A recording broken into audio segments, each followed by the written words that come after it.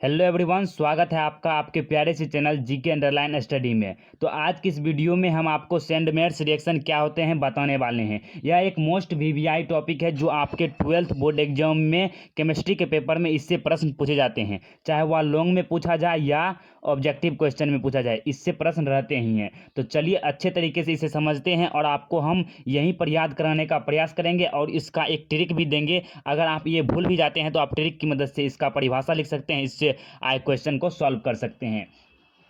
तो सबसे पहले प्रश्न यह आता है कि सेंडमेयर्स रिएक्शन हम क्यों पढ़े, इसका उपयोग क्या है। तो सेंडमेयर्स रिएक्शन को हम इसीलिए पढ़ते हैं ताकि हम हेलो एरिन्स बना सके। हेलो एरिन्स में जैसे हो गया क्लोरोबेंजीन, ब्रोमोबेंजीन, उसे हम किस विधि से बना सकते हैं तो वह सेंडमेयर्स रिएक्शन में वर्णित है। तो इसे हम दो स्टेप में बांटकर अध्ययन करेंगे।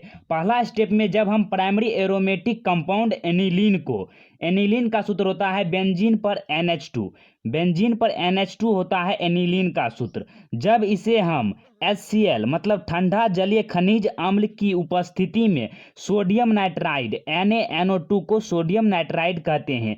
जब हम प्राइमरी एरोमेटिक कंपाउंड एनिलीन को ठंडा जलीय खनिज अम्ल HCl की उपस्थिति में इसे सोडियम नाइट्राइड के साथ 0.5 डिग्री सेल्सियस ताप पर अभिक्रिया कराने पर हमें डाइजोनियम साल्ट प्राप्त होता है। इसी डाइजोनियम साल्ट को बेंजीन डाइजोनियम क्लोराइड भी कहा जाता है, जिसका सूत्र होता है बेंजीन पर N2Cl। N2 जो है वहाँ पर नाइट्रोजन है, ये प्लस में होगा, और Cl क्लोरीन है जो माइनस में होगा, और जाके इसमें NaCl प्लस H2O भी बनता है। लवण और जल भी इसमें निर्माण होता है इस रिएक्शन के पश्चात। तो इस रिएक्शन यहाँ पर ये कैसे डाइजोनियम साल्ट बना उसके बारे में थोड़ा क्रियाविधि आप जान लीजिए। तो यहाँ पर देख सकते हैं कि आप यहाँ पर एनिलीन है, एनिलीन पर आपको नाइट्रोजन प्लस पर दिखेगा और हाइड्रोजन माइनस पर दिखेगा। तो नाइट्रोजन पर प्लस चार्ज है और हाइड्रोजन पर माइनस चार्ज है। इसमें क्या होता है कि ये Cl, यहाँ पर दो Cl है, दो HCl है, दो हाइड्रोक्लोरिक अम्ल है।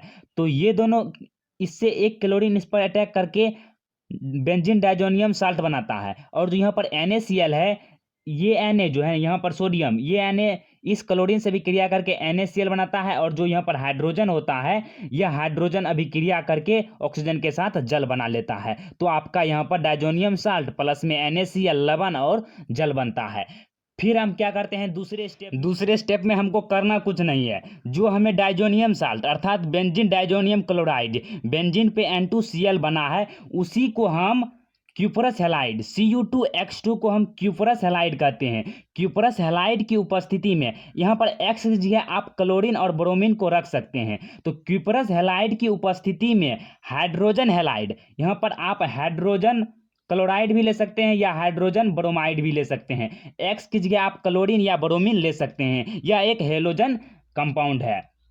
तो इस उपस्थिति में जब बेंजीन डाइजोनियम क्लोराइड बेंजीन पे N2Cl को क्यूपरस हैलाइड की उपस्थिति में हाइड्रोजन क्लोराइड या हाइड्रोजन ब्रोमाइड के साथ अभिक्रिया कराने पर हमें हेलो एरिन्स प्राप्त होता है। जब हाइड्रोजन हैलाइड लेंगे तब हमें हेलो एरिन्स प्राप्त होगा।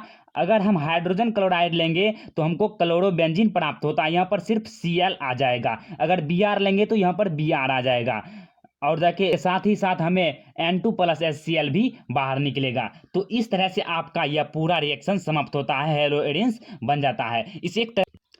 अब आप इसके क्रियाविधि को अच्छे तरीके से लिख सकते हैं। हम आपको इसके क्रियाविधि को एक बार बता देते हैं कि जब प्राइमरी एरोमेटिक कंपाउंड एनिलीन को, प्राइमरी एरोमेटिक कंपाउंड को 1 डिग्री एरोमेटिक कंपाउंड भी कहा जाता है। अगर सेकेंडरी रहेगा तो उसे 2 डिग्री कहेंगे और टर्सरी रहेगा तो उसे 3 डिग्री कहेंगे।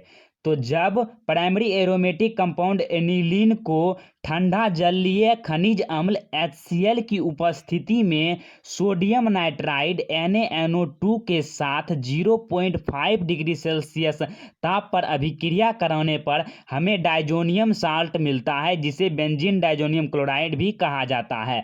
पुनः हम क्या करते हैं, इसी डाइजोनियम सॉल्ट को क्यूपरस हैलाइड की उपस्थिति में हाइड्रोजन हैलाइड या हाइड्रोजन क्लोराइड या हाइड्रोजन ब्रोमाइड, X की जगह पर क्लोरीन या ब्रोमीन को रखकर हम अभिक्रिया कराते हैं तो हमें हेलो एरिन्स प्राप्त होता है। जब हम हाइड्रोजन क्लोराइड लेंगे तब हमें तब जाके हमें क्लोरोबेंजीन प्राप्त होगा।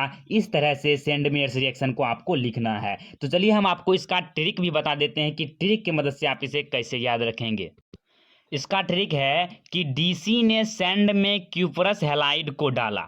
ये शब्द याद रखिए, ये वाक्य कि डीसी ने सैंड में क्यूपरस हैलाइड को डाला। इसमें आप कैसे याद रखेंगे, तो सैंड से आपको सैंडमेयर्स रिएक्शन याद रहेगा। उसके बाद इसमें क्या डालेंगे, क्यूपरस हैलाइड। किस में डालेंगे, तो डीसी में डालेंगे। डीसी का अर्थ है बेंजीन डाइजोनियम क्लोराइड, या आप इसे डाइजोनियम साल्ट भी कह सकते हैं। तो डीसी का मतलब हो जाएगा बेंजीन डाइजोनियम क्लोराइड में जब हम क्यूपरस हैलाइड को डालते हैं तो हमें जो हेलोएरिन्स प्राप्त होता है उसी को सैंडमेयर्स रिएक्शन कहते हैं। आप बेंजीन डाइजोनियम क्लोराइड को बनाने के लिए प्राइमरी एरोमेटिक कंपाउंड एनिलीन को सोडियम नाइट्राइड के साथ अभिक्रिया कराते हैं ठंडा जलीय HCl के साथ 0.5 डिग्री सेल्सियस में, तो आपका बेंजीन डाइजोनियम क्लोराइड प्राप्त हो जाता है। तो डीसी ने सैंड में क्यूपरस हैलाइड को डाला। सैंड से सैंडमेयर्स रिएक्शन और डीसी से बेंजीन डाइजोनियम क्लोराइड में हम जब क्यूपरस हैलाइड को डालते हैं तो हमें हेलोएरिन्स प्राप्त होता है, जिससे सैंडमेयर्स रिएक्शन कहा जाता है। तो इस तरह से आपको इसका पूरा क्रियाविधि को लिख देना है। आशा करते हैं आपको पूरा समझ में आया होगा। मिलते हैं इसी तरह के वीडियो के साथ नेक्स्ट वीडियो में, तब तक के लिए जय हिंद जय भारत।